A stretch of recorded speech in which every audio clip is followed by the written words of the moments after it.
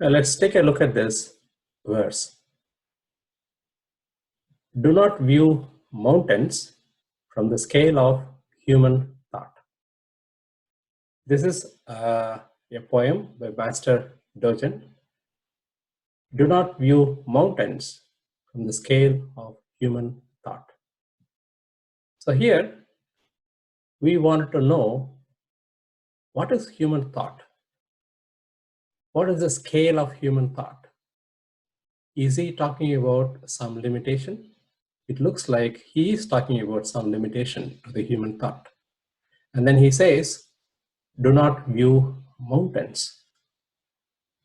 We can take it literally and think about mountains as something majestic, and we can compare that with human thought. If we think about it a little bit deeper, we can try to see what he is referring to as a mountain. Let's look at this again. Do not view mountains from the scale of human thought. Just by looking at these two lines, you can look at the amount of the intelligence behind these words. It captures everything in these two lines, and these are very clear and easily comprehensible. Let's take a closer look at this verse.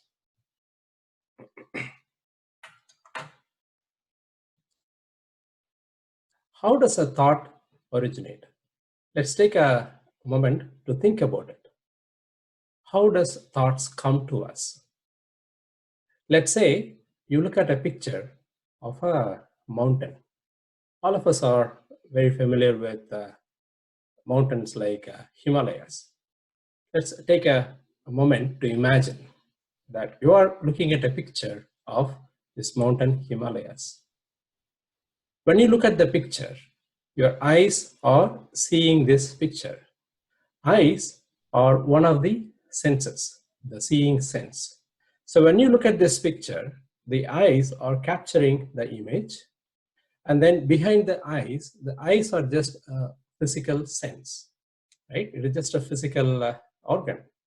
And behind the scenes, what we have as the sense of seeing, that sense will know what you are looking at.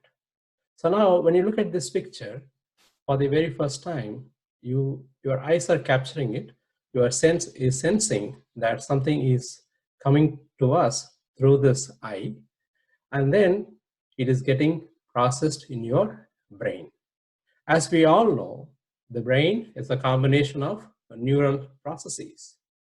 There are different sections in the brain: a section for processing your emotions, a section for storing memory, a section for how you do analytical thinking.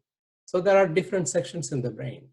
So when these senses are being brought in, the brain starts processing it. Something happens in our brain. It starts working. The first thing it's going to do, as soon as I see this image, this is going to compare with what it has already knew. It goes and checks the memory. When it checks the memory, it may have, maybe in the past, you might have seen a mountain. Not exactly this mountain, something else which is closer to your home. So that memory is brought to the surface and you start comparing. This is how the thought arises. So when you compare that with this mountain, the mountain which you are seeing in the picture, the mountain which you have seen a long time back, now a comparison happens. So now your mind is creating a new thought. So far, you didn't know what the picture is. Now it starts to comparing. So now a new thought comes. And from there, it is going to create another thought. It may think that I'm comparing these two mountains. When I went to that mountain in my childhood, I had a very good experience. So now your brain is going to look into your emotions. When your emotions, the time when you saw that mountain was pleasant, right? Many of us go to mountains. Some of us have good experience, some not so good. So when you compare that emotion, when that emotion is pleasant, so now what's happening? The emotion arises, the emotion of goodness. Yes, I went to this mountain, I had a very good time, I had a very good feeling. Now, when I look at this picture, the picture of this new mountain where I never been to, now this is going to attach the same kind of experience to this. The mind would say, hey, this is a good picture. Even though you don't know what this mountain is all about, already you are making a judgment. This is going to be good. So now, can you see how the mind works? The thought after thought, it goes on going to create not only thoughts. This is also going to give you some emotions. It's also give you some feelings about the mountain. So this is how our thought process works. Remember, just by looking at a picture, right? It's nothing more than a picture. So many thoughts are getting generated in your mind. Why? Why these many thoughts are getting generated?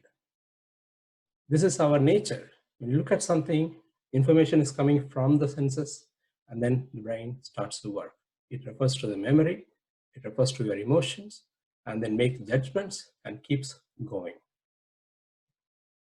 When you understand how our mind works, how our brain process things, we'll be in a better position to live our life in a much better fashion.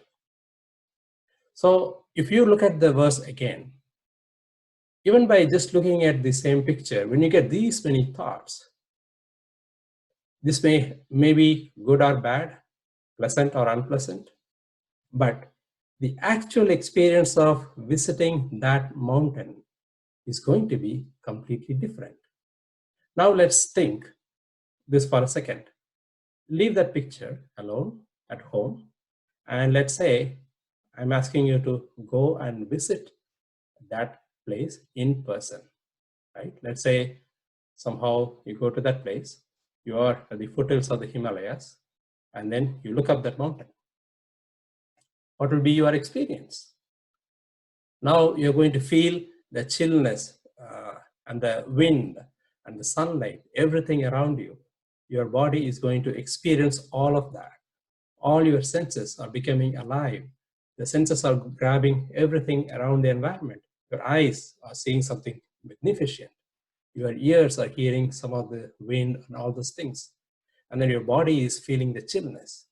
With all this information coming to you, and when you look up that mountain in your real life, that experience is completely different from what you have generated as your thoughts when you saw the picture, right?